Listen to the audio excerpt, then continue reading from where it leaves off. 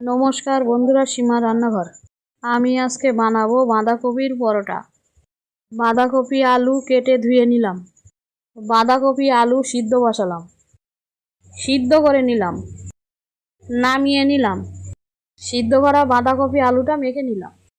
লবণ দিলাম, পেঁয়াজ দিলাম, কাঁচা লঙ্কা দিলাম, হলুদ দিলাম, জিরের গুঁড়ো দিলাম, চিনি দিলাম।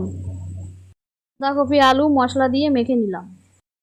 ময়দা নিলাম, লবণ দিলাম, রিফাইন তেল দিলাম। আগে থেকে মেখে রাখা বাঁধাকপি আলুটা দিয়ে দিলাম। ময়দার সাথে মেখে নিলাম। লেচি কেটে নিলাম। ময়দা নিলাম, একটা লেচি নিয়ে বেলে নিলাম। পরোটার মতো করে নিলাম। সবগুলো একইভাবে বেলে নিলাম।